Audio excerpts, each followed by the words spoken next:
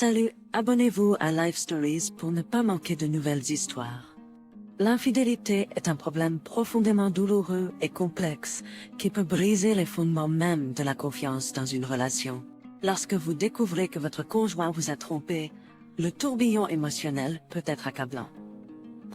C'est une expérience difficile qui vous laisse remettre en question non seulement la loyauté de votre partenaire, mais aussi votre propre valeur. D'accord, allons voir l'histoire et voyons ce qui s'est passé là-bas. Notre groupe habituel de 4 couples avait la fête mensuelle habituelle. Cela a commencé comme un après-midi détendu et nous avons généralement fait la fête jusqu'au soir. Nous nous amusions bien, buvant quelques verres et racontant toutes sortes d'histoires folles. C'était ma femme Judy et moi, Ray Stabler, ma sœur Pat et son mari Bruce, Vincent, Nancy et Jim Saver et Jill et Wayne Bisler. Pat, Nancy et Jill travaillaient tous avec ma femme chez Connor Construction, une entreprise de construction régionale bien connue, spécialisée dans les bâtiments publics, les écoles et les églises. Pat m'avait présenté Judy il y a 4 ans, et après une courte cour, nous sommes devenus un couple. Il y a 3 ans, nous nous sommes mariés.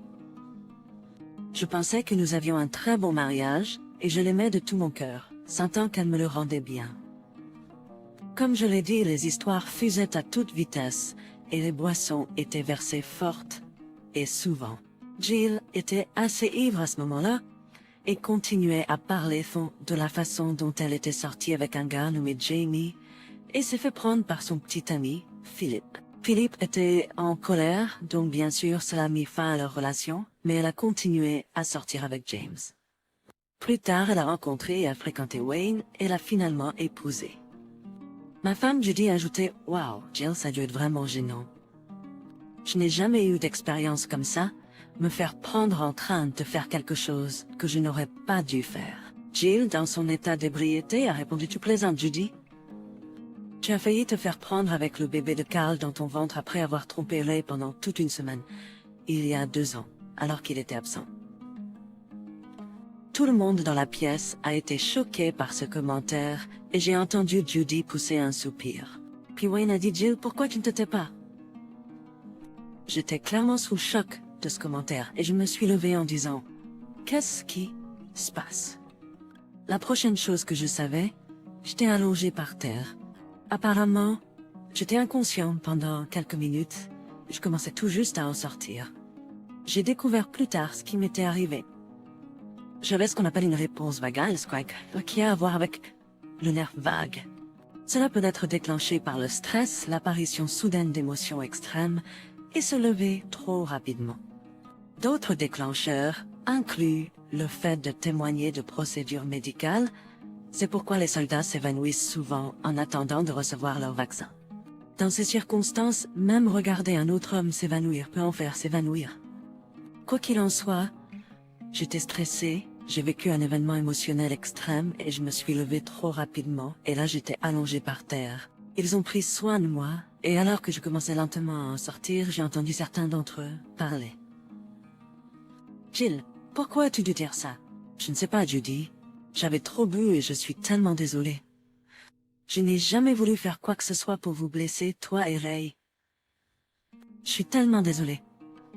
J'ai décidé de jouer cool pendant quelques minutes pour voir ce que je pourrais apprendre d'autre. Ma sœur Pat a dit « Eh bien, le chat est sorti du sac maintenant et nous devons simplement passer cela pour de l'ivresse de ta part. » Tous les autres ont accepté et ont dit « Nous ne savons même pas s'il se souviendra de ce qui a été dit. Alors, jouons la cool et voyons si nous pouvons passer outre. Si jamais il se souvient, nous dirons simplement que Jill était ivre et stupide. » D'accord, je me sentais enfin mieux et je me suis assis. Je savais que j'avais besoin de me détendre pendant quelques minutes, alors je suis resté assis là sans rien dire. J'ai passé ce temps à réfléchir à ce que Jill avait dit et à comprendre ce qui s'était passé. Quand j'étais sûre que j'allais bien, je me suis lentement levée et j'ai remis mes affaires en ordre. Tout le monde me regardait avec des regards interrogateurs. J'ai joué la cool pendant 1 minute tout en me dirigeant lentement vers la porte. Judy m'a demandé « Bébé, ça va ?» Je l'ai regardé, puis j'ai jeté un coup d'œil à tout le monde dans la pièce. « Non, Judy, ça va pas. Je viens de découvrir que ma femme me trompe. » Je viens de découvrir qu'elle a couché avec Carl Jackson pendant une semaine entière, probablement pendant que j'étais en formation à la Garde nationale aérienne il y a 2 ans. Je viens de découvrir que vous étiez enceinte de son bébé. Je sais maintenant que vous n'avez pas fait de fausse couche comme vous me l'avez dit, donc non, ça ne va pas. Je pouvais voir les larmes couler sur le visage de Judy, mais à ce moment-là, je n'avais pas un brin de sympathie pour elle. De plus, je viens de découvrir que vous tous, y compris ma propre sœur aimante, le saviez et que personne n'a pris la peine de me le dire. Non, ça ne va pas. Je m'en vais d'ici. Aucun de vous ne me suivait, ne me parlait ou ne m'appelait. Restez tout loin de moi. Je devais m'éloigner, alors je suis montée dans mon camion et j'ai conduit. Je savais que j'avais besoin d'être seule pendant un moment et de réfléchir à tout cela. Mon camion était un Ford F-150 rouge vif avec beaucoup de chrome. Donc je savais que si je continuais à l'utiliser, je ne pourrais pas rester cachée de leur regard curieux très longtemps. Mon ami Jack vivait dans une ferme à environ 20 000 de la ville, et il avait un grand hangar où je pouvais garer mon camion. Je savais qu'il serait là pour moi, alors je suis allée là-bas. Je lui ai fait savoir que j'avais des problèmes avec Judy, et il a accepté de m'aider. Nous avons garé mon camion dans le hangar, et Jack m'a ramené en ville et m'a déposé à la location air à côté de l'aéroport. J'ai loué une Chevrolet Impala banale pour quelques semaines.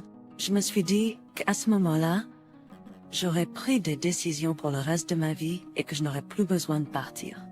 Je me suis installée dans un hôtel décent, le Courtyard by Marriott, en périphérie de la ville, avec un salon et un restaurant.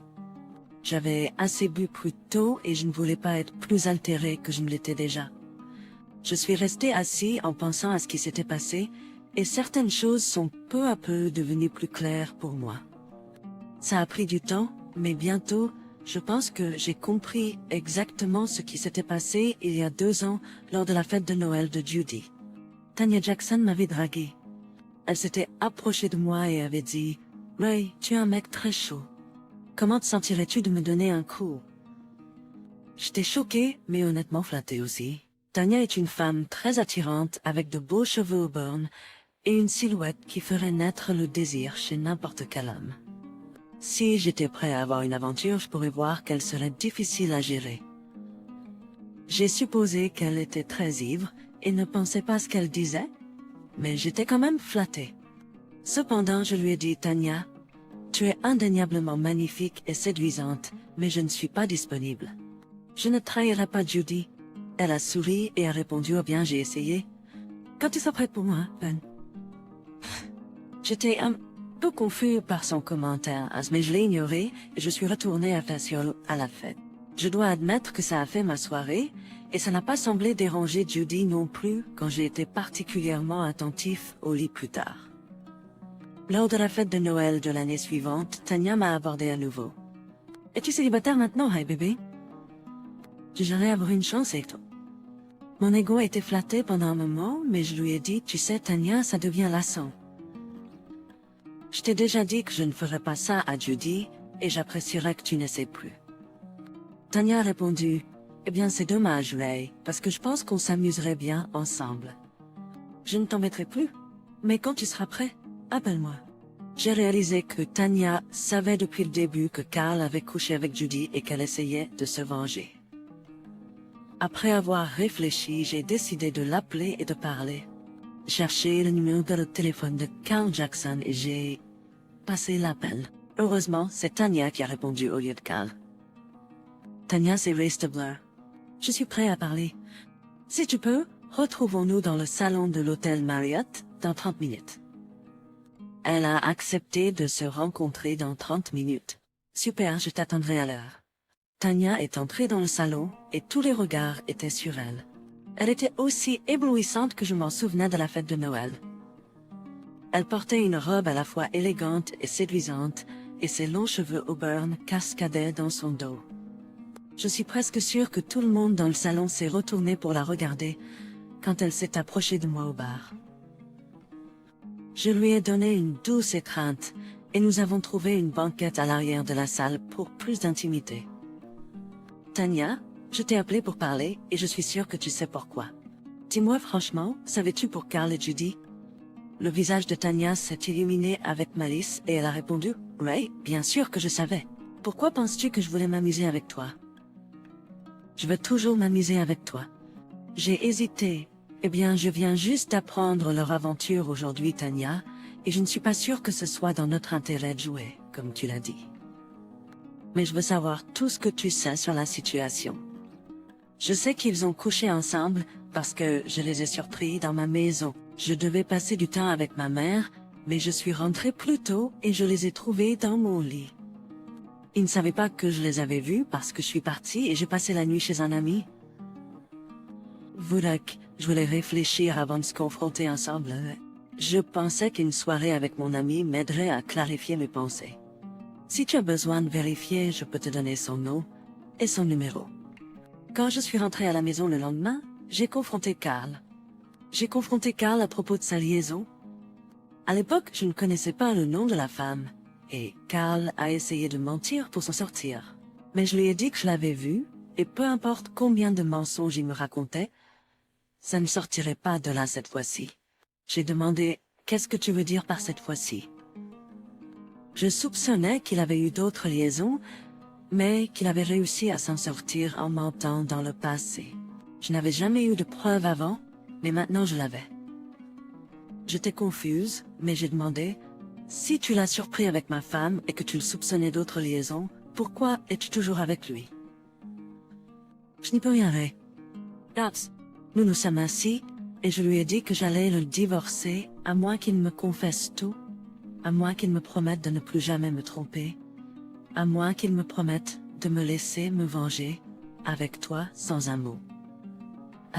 Nous sommes allés chez un avocat, et il a tout rédigé pour nous, et Carl l'a signé. S'il revient sur sa parole, je récupère tout dans un divorce. Il a confessé tout sur ses nombreuses liaisons, chaque petit détail, qui, quand, où et combien de fois. Il était assez détaillé, Ray, donc je pense que je sais tout. Il a promis de ne plus jamais me tromper si je rêve avec lui, et il a promis que je pouvais me venger sans aucun commentaire ou conséquences. Je lui ai souri et je lui ai dit honnêtement, je ne suis pas prêt à être ton homme de vengeance pour l'instant, Tanya. Pas avant que tu me racontes tous les détails horribles que tu connais. First start. Au cours des 2 prochaines heures, Tanya m'a tout raconté sur Judy et la liaison de Carl.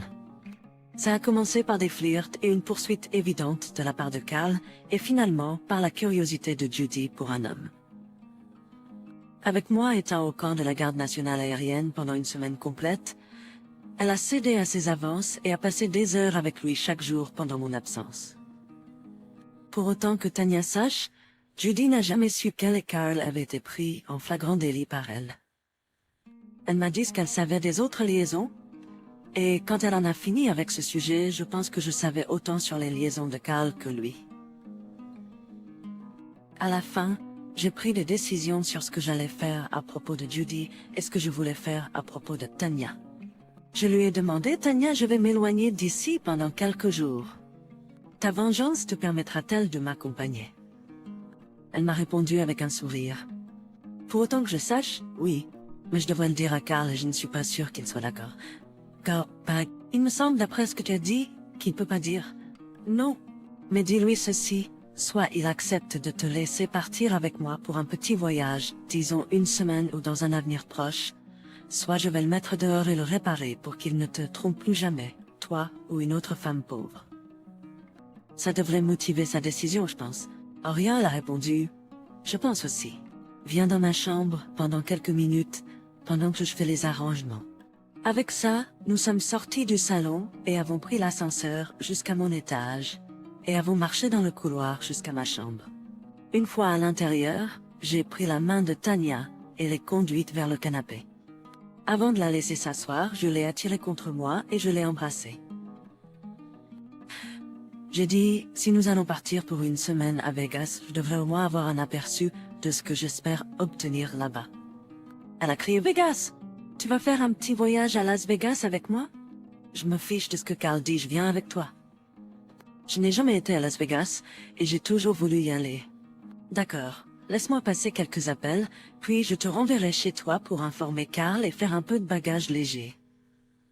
J'ai allumé mon téléphone portable et j'ai vu plusieurs messages de Judy que j'ai supprimés sans les écouter.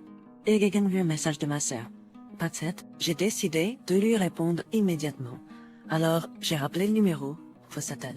Quand elle a répondu, je ne lui ai pas laissé le temps de parler. J'ai simplement dit, Pat, je pensais avoir été claire quand j'ai dit que personne, y compris ma sœur traîtresse, ne devrait m'appeler. J'ai dit pas d'appel. Croyez-moi quand je vous dis une dernière fois, laissez-moi tranquille. Puis j'ai raccroché. J'ai consulté ma liste de contacts et j'ai appelé Vance Amato. Son vrai nom est Vincenzo, mais il l'a américanisé pour se simplifier la vie. Nous étions les meilleurs amis au lycée et à l'université, et nous nous voyons toujours quelques fois par an. Je pense que notre amitié durera toute une vie. Quand il a répondu, j'ai dit, Vincenzo, si tu dis oui, je penserai que tu es le meilleur hôte de casino à Las Vegas. Mais si tu dis non, je continuerai à penser que tu es le plus gros âne. As-tu une chambre disponible pour moi à partir de demain soir? Peux-tu faire ça? Qu'est-ce que ce sera, oui ou non? Sa réponse était la suivante. Comme il s'agit de mon ancien meilleur ami, qui devrait se considérer chanceux si je lui parle à nouveau un jour, est-ce que je te donnerai une chambre? Je peux. Peut-être simple, hein, Ibelé. Cependant, l'hôtel et casino Bellagio serait ravi de te donner une chambre pour quelques jours. Viens-tu seul ou auras-tu ta charmante épouse avec toi? J'ai répondu, Vince, ma femme n'est plus si charmante à mes yeux, donc elle ne vient pas avec moi. Mais je ne serai pas seule. Je pense que ce serait mieux si tu pouvais réserver une chambre avec 2 lits juste pour être prudent. Nous sommes tous les deux mariés à ceux qui ont triché ensemble, et nous pourrions ou non utiliser ces termes de vengeance. Dans tous les cas, 2 lits seraient bien.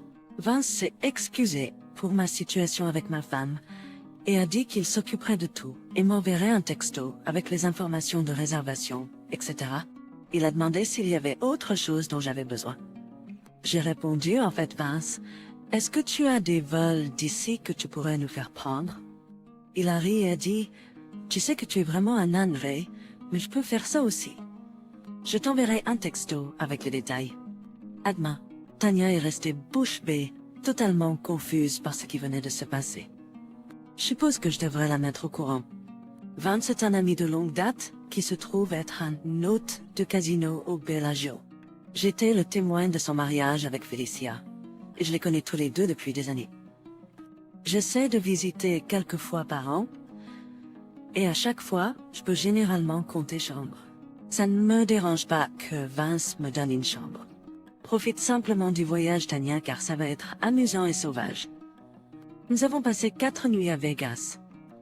J'essaie toujours de calculer combien le voyage m'a coûté, et cette fois-ci, c'était seulement environ $750 avec tous les repas et les boissons. Tania s'est amusée au spectacle que nous avons vu dans le casino, en jouant avec moi et seule, et dans la chambre où nous avons utilisé un lit. Le sexe était fantastique et j'ai vraiment apprécié être avec elle aussi. Je pense que nous nous sommes très bien entendus. Le dernier matin, quand nous avons fini de faire nos valises pour rentrer chez nous, Tania m'a dit qu'elle voulait parler. Ray, après avoir confronté ta femme, tu dois décider si tu vas rester avec elle ou divorcer. Dans les 2 cas, j'aimerais être avec toi à nouveau et j'espère que tu aimerais être avec moi aussi. Quand tu auras pris ta décision, tu m'appelleras.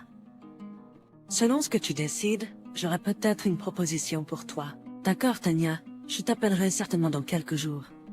Je te dois dire que j'ai passé un merveilleux moment avec toi et j'ai aimé faire l'amour avec toi. Tu es une femme incroyable. Merci aussi pour toutes les informations que tu m'as données sur les affaires de Carl. Ça me sera très utile dans un avenir proche. Quand nous sommes rentrés dans notre ville natale, j'ai appelé Judy et je lui ai dit « Je veux rentrer à la maison et parler, mais je ne le ferai que si tout le groupe se réunit pour que je puisse parler à tout le monde en même temps. » Judy a dit « Ray, est-ce qu'on peut juste parler tous les deux ?» J'ai répondu « Non, je veux parler à tout le monde en même temps. Et si vous n'arrangez pas ça, je ne rentrerai pas du tout. » Elle a accepté et nous avons fixé un rendez-vous. Judy a dit qu'elle aurait tout le monde là. Tania et moi avons pris un Uber jusqu'à chez elle et j'ai demandé au chauffeur d'attendre pendant que je la raccompagnais à sa porte. Je l'ai serré dans mes bras et je lui ai donné un long et passionné baiser. Je ne sais pas si Carl était là ou s'il pouvait voir Tania, mais j'espérais vraiment qu'il le pouvait. Le chauffeur Uber m'a emmené chez Jack et j'ai récupéré mon camion. J'ai appelé Judy à nouveau pour m'assurer que tout le monde était là, et c'était le cas. Quand tout le monde était réuni dans le salon, j'ai confronté Judy à propos de l'affaire. Je l'ai accusée de m'avoir trompé et menti pendant 2 ans. Judy, tu m'as trompé et tu t'es fait avorter. Tu savais que je le découvrirais. Tu as eu un problème médical, alors tu m'as menti en me disant tu avais fait une fausse couche. Tu as dit que la fausse couche t'avait causé des dommages, ce qui t'empêchait d'avoir des enfants. Je me sentais tellement mal pour nous deux, mais je t'aimais tellement, et je t'ai dit que ça n'avait pas d'importance. Je t'ai traité comme une reine parce que tu avais l'air si triste, et je voulais te réconforter et te montrer à quel point je t'aimais et à quel point tu étais spécial pour moi. Tu ne méritais rien de tout ça pourtant. Ton avortement a été la cause de ton incapacité à avoir des enfants à l'avenir, pas une fausse couche. Chaque jour, depuis que nous sommes ensemble, nous vivons dans le mensonge. Je dis voici la conclusion. Je te pardonne pour ton avant avec Carla. Je te pardonne pour m'avoir menti à propos de l'avortement, en prétendant que c'était une fausse couche. Je te pardonne pour toute la tromperie de ces 2 dernières années. La pièce était silencieuse pendant toutes mes déclarations. Mais quand j'ai dit que je te pardonnais, il y a eu un soupir collectif et quelques conversations prudentes. Je suis resté assis un moment, mettant mes pensées en ordre. Laisse-moi continuer. Liste star de dernière avec Tania Jackson, et elle m'a tout raconté sur ton avocat. Il semble qu'elle ait vu tous les deux et qu'elle ait confronté Khan. Et oui, au cas où tu te demanderais, nous avons eu des relations sexuelles et c'était incroyable. Tania est magnifique. Nous sommes devenus très proches. Enfin, une des choses que Tania m'a dites, c'est que Carl est infertile. Cela signifie, ma chère épouse, que si tu n'as pas couché avec d'autres hommes pendant cette même période, tu n'étais pas enceinte de Carl. Comme l'a si bien dit Jill, t'étais enceinte de mon enfant. Je ne te pardonnerai jamais ça. Jamais. Des larmes coulent sur le visage de Judy, et elle a du mal à rester assise sur sa chaise. Son visage exprime un total désarroi pour ce qu'elle a fait, mais je n'ai aucune sympathie, ni pour elle, ni pour les autres qui ont des expressions d'incrédulité sur leur visage. J'étais debout tout ce temps, donc quand j'allais quitter la pièce dans ma maison, je me suis retournée vers le groupe et j'ai dit « Au fait, Tania m'a dit que Carl a avoué avoir eu des aventures avec plusieurs femmes blondes en plus de Judy. » Oh, attendez, je suppose que je devrais mentionner que la liste incluait aussi Jill, Nancy et Pat. Donc les gars, il semble que nos 4 épouses voulaient essayer d'autres hommes, mais au moins j'ai eu la décence de vous le dire. Aucun de vous n'a eu la décence de me le dire, donc je n'ai pas beaucoup de sympathie pour vous maintenant. Bonne chance avec vos mariages. C'est quelques jours plus tard que j'ai appelé Judy, et que je lui ai dit, je demande le divorce, et tu seras bientôt assigné. Je pense qu'il serait sage de ne pas me combattre là-dessus, sinon tout le monde, y compris ta famille, entendra ton histoire sordide. Je te promets d'être juste avec toi, même si tes actions n'ont pas été justes envers moi. Il suffit de signer les papiers quand tu seras assigné. Le bail de cette maison se termine dans 2 mois, et je paierai le loyer jusqu'alors, mais si tu veux y rester, tu devras signer le bail toi-même. Il y aura une certaine pension alimentaire, je suppose, mais tu ne gagnes pas beaucoup moins que moi, donc ne t'attends pas à une grosse somme ou à ce que ça dure longtemps. Accepte simplement l'offre et signe les papiers. Judy a été assignée 2 jours plus tard et a signé les papiers après le délai requis. Mosques et Delitif. Judy avait pleuré toutes les nuits depuis que je suis partie et était presque comateuse le jour où le divorce a été finalisé. Elle et moi ne nous sommes plus jamais parlé. Elle savait qu'elle avait ruiné son mariage et ne pouvait pas se pardonner ce qu'elle avait fait. Finalement, elle a recommencé à sortir avec des hommes, mais n'a jamais eu de relation sérieuse. Elle ne pouvait tout simplement pas être heureuse avec quelqu'un d'autre. Les autres couples de notre groupe étaient toujours ensemble, même s'ils ont traversé des moments difficiles. Notre première réunion de famille était assez tendue, Nos parents voulaient que Pat et moi nous réconcilions, mais je n'étais pas prêt à le faire encore. Je suppose qu'elle ne l'était pas non plus car j'ai été réprimandée assez souvent. Je me fichais vraiment de ce qu'elle pensait. Son mari, Bruce, est venu me voir et s'est excusé. Il a dit « Je suis désolé, Ri. » Juste maintenant que j'aurais dû te le dire. Mais Pat ne voulait pas que le sujet soit abordé pour des raisons évidentes. Elle savait que si nous te le disions, toutes les autres affaires seraient révélées aussi. Je suis vraiment désolée, cependant. Je lui ai dit merci, Bruce. J'aurais aimé que tu me le dises aussi. Ça m'aurait évité de perdre 2 ans de ma vie. J'ai appelé Tanya dès que le divorce a été finalisé. Elle a dit, eh bien, je m'attendais à ce que tu m'appelles plus tôt, Ray, mais je suis contente que tu l'aies fait. Maintenant, tu sais, Carl n'était pas content que toi et moi ayons passé la semaine à Vegas, mais il savait qu'il devait l'accepter. Quand je suis rentrée à la maison, je lui ai dit que j'allais te demander un service, Ray. Je veux des enfants et je veux les avoir avec toi. Carl ne pourra jamais me les donner. J'aimerais que tu sois le père de mes enfants. Nous nous sommes bien entendus à Vegas et je suis sûre que tu serais d'accord pour dire que nous sommes très compatibles. Pendant ma période fertile, je viendrai chez toi pour quelques jours et nous pourrons faire l'amour en espérant que je tombe enceinte. Carl n'est pas content de ça non plus, mais je lui ai dit que c'était le seul moyen pour que je reste avec lui. Alors il a accepté. J'ai été un peu choquée par ça, mais pas totalement. Tanya, tu sais que je t'aime beaucoup. Et nous avons passé un moment fantastique à Las Vegas. Faire l'amour avec toi était tout ce qu'un homme pouvait souhaiter. Je dois te dire cependant, une liaison à long terme et te rendre enceinte n'est pas quelque chose que je voudrais faire. Je pense que Carl méritait la semaine que nous avons passée ensemble, mais c'est pas dans ma nature de faire ça à quelqu'un à long terme. De plus, si je te rends enceinte, je voudrais être en couple avec toi et être là pour élever mes enfants. Je suis désolée, mais je ne peux pas le faire de la manière dont tu l'as demandé. Si tu décides de divorcer de Carl, toi et moi pouvons apprendre à nous connaître. Et si nous nous entendons bien, nous pourrions nous marier et avoir des enfants. C'est mon offre pour toi. Quoi qu'il en soit, je pense que toi et moi pouvons être amis. Je ne savais pas que nous nous entendions aussi bien en si peu de temps. Appelle-moi si tu veux déjeuner un jour. Bonne chance, Tanya. Tu es une femme merveilleuse. L'histoire racontée par Ray est un récit émotionnellement chargé de déception, de trahison et finalement de prise de décision morale. Il a été confronté à la révélation que sa femme Judy le trompait, tandis que ses amis proches et ses proches gardaient cette information pour eux. La réaction de Ray à cette trahison a mis en évidence sa force de caractère et ses principes moraux élevés.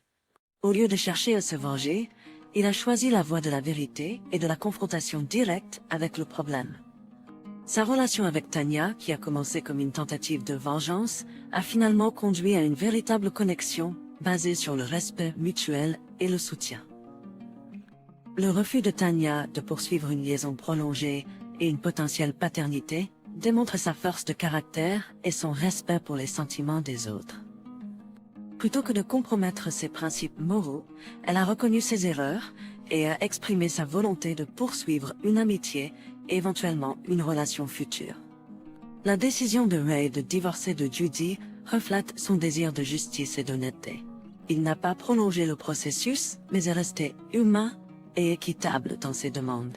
Cette histoire parle de transformer une expérience douloureuse en une opportunité pour un nouveau départ et un avenir meilleur. Histoire 2. Un homme de 26 ans, était à la réunion de famille quand je l'ai vue, une femme de 23 ans pour la première fois.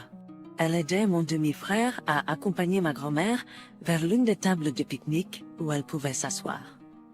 J'ai regardé cette femme parler et rire avec eux pendant un moment. Je savais pas qui elle était, ni pourquoi elle était à ma réunion de famille, mais j'espérais qu'elle n'était pas liée à moi.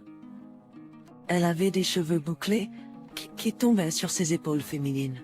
Elle a joué quelques parties de volley avec moi, mes frères et sœurs, cousins et un oncle. Je me suis présentée ensuite et elle m'a dit qu'elle s'appelait Maura.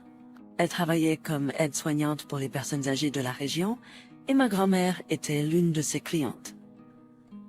Ma grand-mère a demandé à Morin de changer son emploi du temps cette semaine, juste pour qu'elle puisse assister à la réunion, et elle l'a fait. Cette femme semblait si attentionnée et authentique. Elle était active, intelligente, serviable, attentionnée, belle, tout ce que je voulais chez ma future épouse. Morin a admis qu'elle était impatiente de rencontrer le reste de sa famille, car elle lui avait beaucoup parlé de nous. Elle a souri et a remis ses cheveux derrière son oreille. C'est alors que je lui ai demandé de dîner le jeudi suivant, et elle a accepté avec joie. Pendant ce temps, j'étudiais dans la même école de technologie que mon frère et mon cousin. Ma fiancée passait beaucoup de temps avec nous trois. Il se moquait de moi en disant que nous étions inséparables, mais j'étais tellement heureux que cela ne me dérangeait pas. Après 2 ans de relation, j'ai acheté une bague et organisé une fête surprise pour lui demander sa main un soir au hasard. Ma grand-mère l'a appelé et lui a demandé de venir car elle se sentait triste et seule. Bien sûr, elle est venue, est entrée, a allumé les lumières et a trouvé ma famille mélangée à quelques-uns des siens autour de nous. J'étais à genoux en train de faire ma demande. Elle a dit oui, alors nous avons célébré et commencé à planifier notre mariage irlandais joyeux. Ma fiancée a investi beaucoup de ses propres finances dans les préparatifs, ce qui m'a fait me sentir bien. J'avais l'impression qu'elle était sérieuse à propos de moi et de notre avenir permanent ensemble. Elle a continué à travailler pendant cette période, mais ce n'est que 5 mois avant le mariage qu'elle a commencé à rentrer tard à la maison. Quand je lui ai demandé pourquoi, elle a accusé son ancien client masculin, le qualifiant de têtu, un matin. Je suis arrivée au travail et j'ai réalisé que mon téléphone n'avait pas chargé pendant la nuit pour une raison quelconque. Je n'avais pas de chargeur avec moi, alors je lui ai simplement envoyé un texto pour lui dire que mon téléphone allait mourir, mais qu'elle pouvait me contacter par email ou en appelant le bureau. Mon téléphone est mort avant qu'elle ne réponde et je n'ai pas eu de ses nouvelles du tout, alors j'ai juste travaillé normalement toute la journée. Quand je suis arrivée à la maison, j'ai vu la voiture de mon demi-frère. Il chargeait une échelle de 8 pieds dans la banquette arrière. Il m'a dit que le ventilateur de plafond était tombé dans notre salle à manger aujourd'hui, alors Morin a appelé pour le faire remplacer. Elle balayait la cuisine quand je suis entrée et elle était soulagée de me voir. Elle a dit qu'il l'avait presque touché quand il est tombé, et elle était contente que mon frère sache comment installer le nouveau car c'était bien au-dessus de sa tête. Pas de mots. La vie était plutôt géniale et tout allait bien jusqu'à la semaine avant le mariage.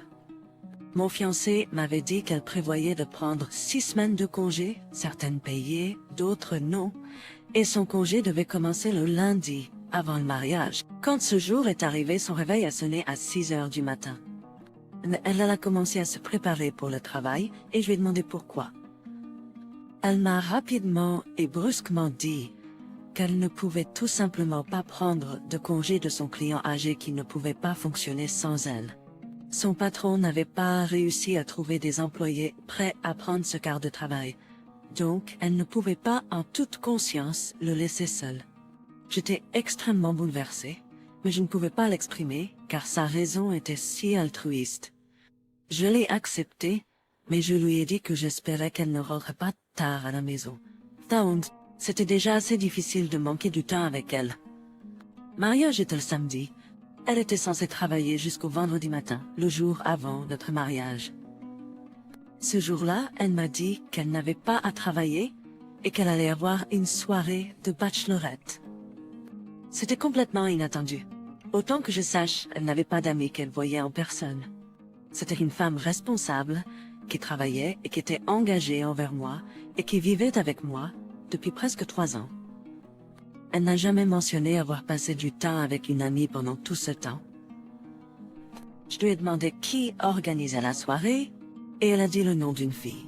À ma surprise, elle était amie avec cette fille sur les réseaux sociaux. Je lui ai demandé depuis combien de temps elle planifiait cela et elle m'a dit que c'était juste ce matin-là que son amie l'avait appelée et lui avait suggéré avec des excuses pour ne pas y avoir pensé plus tôt. C'était aussi étrange. J'ai demandé le numéro de téléphone de son amie ou si je pouvais voir son téléphone, mais ma future femme a refusé. Elle a dit qu'après tout ce temps, je pouvais lui faire confiance pour être digne du titre de femme. Elle ne m'a pas regardé dans les yeux en le disant. Elle a mis son téléphone dans son sac et est partie, me rassurant qu'elle ne ferait rien pour mettre en péril notre relation, pas après avoir dépensé autant d'argent pour le mariage. J'ai que soit sa raison pour ne pas faire bêtise, Betty. Elle n'a pas dit que c'était parce qu'elle m'aimait. Et je n'ai pas eu de ses nouvelles pendant des heures. J'avais le sentiment que quelque chose de terrible se passait. Et j'avais besoin d'aide pour le comprendre. Je suis allée chez mon demi-frère.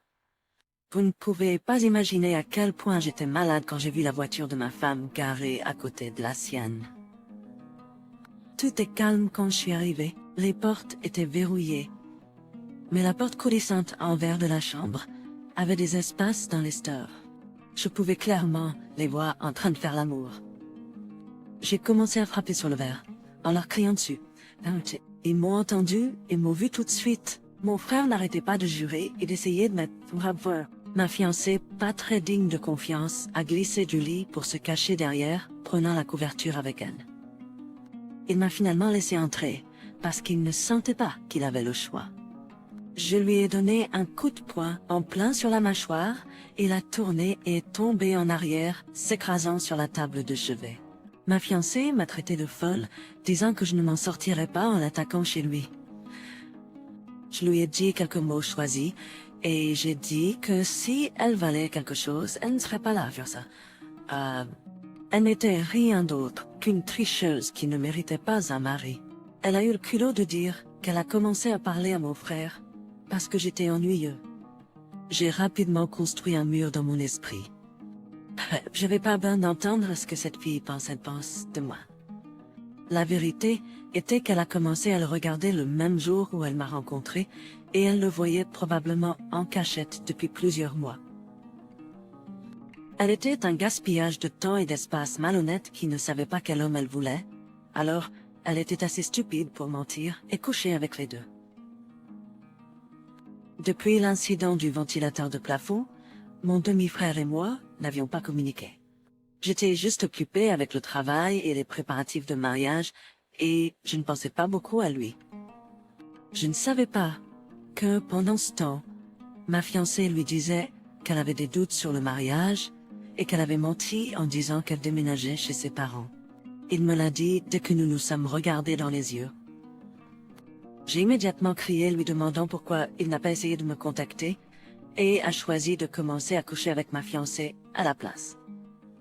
Il a dit qu'il ne pouvait pas me dire à quel point il était désolé, qu'il avait été négligent.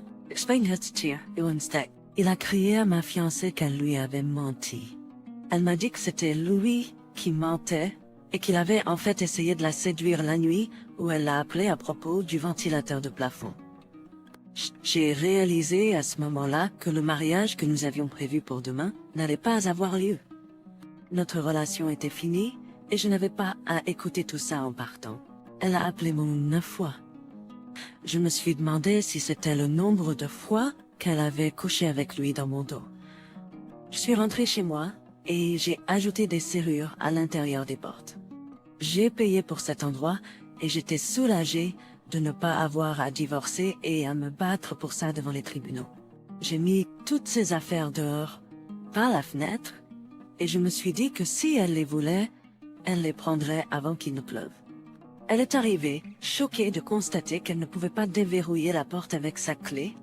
Elle a commencé à donner des coups de pied à la porte et a même cassé la fenêtre avant de réaliser que ses affaires étaient déjà dehors. J'ai appelé la police et elle a été accusée de méfaits criminels, car elle a été vue sur la caméra de sécurité en train de jeter furieusement une chaise sur le porche avant même que la poussière ne retombe. Elle a essayé de convaincre mon demi-frère de la laisser emménager, mais il a refusé. Je savais qu'elle regrettait profondément ses choix de vie à ce stade. Elle venait de dépenser au moins $3000 pour les arrangements de mariage, même si elle n'était pas complètement engagée envers moi. Elle m'a laissé 7 messages vocaux en 3 mois pleins de remords et de reniflements. J'ai entendu de ma grand-mère qu'elle avait été licenciée de son travail, bien que je ne puisse que supposer que c'était à cause de l'accusation de méfaits criminels. Je sais qu'elle tenait à son travail, et je me peux imaginer qu'elle soit mentalement bien après ça. Je ne sais pas où elle est allée, mais je ne pense pas que je la croiserai au supermarché de sitôt. Cette histoire illustre des relations complexes impliquant trahison et tromperie. Cela souligne l'importance de la confiance et de l'honnêteté dans les relations, ainsi que les conséquences qui peuvent survenir lorsque ces principes sont violés.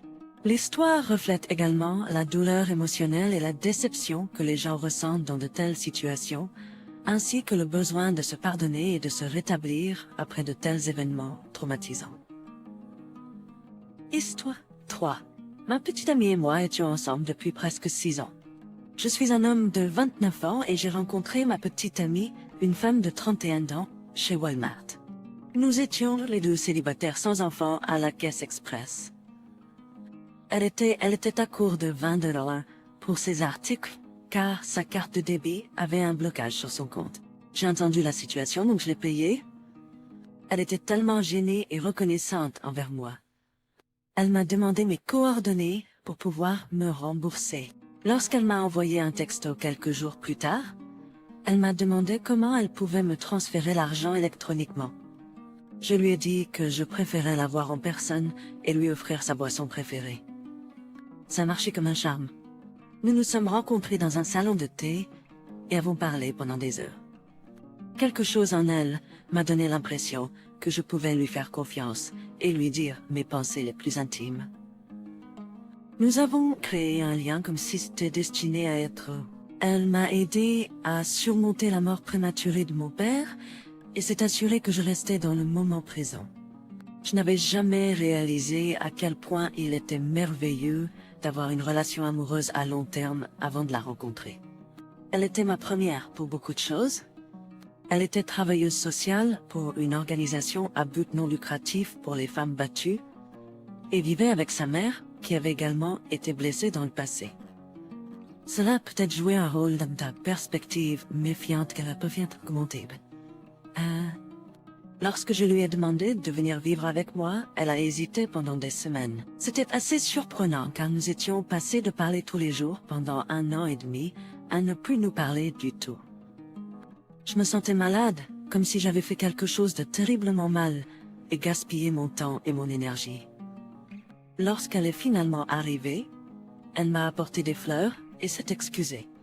Elle m'a expliqué qu'elle avait peur de vivre avec un homme car sa carrière était remplie d'histoires de relations troublantes, de femmes qui devaient s'échapper de mauvais hommes. Elle était reconnaissante de ne jamais s'être retrouvée dans cette situation, mais maintenant elle prenait un risque avec moi. Je l'ai rassurée en lui disant que je comprenais ses préoccupations et que nous pouvions prendre les choses un jour à la fois. Jusqu'à présent, dans notre relation, il n'y avait aucune raison pour qu'elle ait peur. Nous vivions ensemble depuis 4 ans, donc à ce stade, nous étions ensemble depuis plus de 5 ans. Et j'ai un certain style depuis moi. Cependant, elle semblait changer avec le temps. Elle est devenue plus détendue en vivant avec moi et a commencé à faire des choses qu'elle n'avait jamais faites auparavant, comme manger des aliments malsains tous les soirs. C'était une mauvaise habitude, et après les 3 premiers jours, je lui en ai parlé. J'ai été doux à ce sujet, et je l'ai simplement averti que j'avais pu maintenir ma forme physique et ma santé en évitant les aliments malsains et en ne mangeant que dans une certaine plage horaire chaque jour. Avec la bouche pleine de chips, elle m'a regardé avec colère et a dit qu'elle ne voulait pas être éduquée par moi. J'ai été surpris par sa réaction. Je lui ai dit que le but d'avoir un conjoint est de pouvoir s'aider mutuellement avec des conseils et des expériences. Cependant, elle a insisté pour que je lui fasse confiance pour faire ce qui est le mieux pour elle et l'aimer inconditionnellement.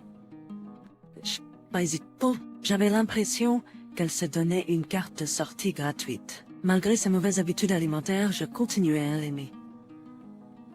J'ai commencé à suggérer chaque jour qu'on aille au gym ensemble ou qu'on fasse une longue promenade dans le quartier.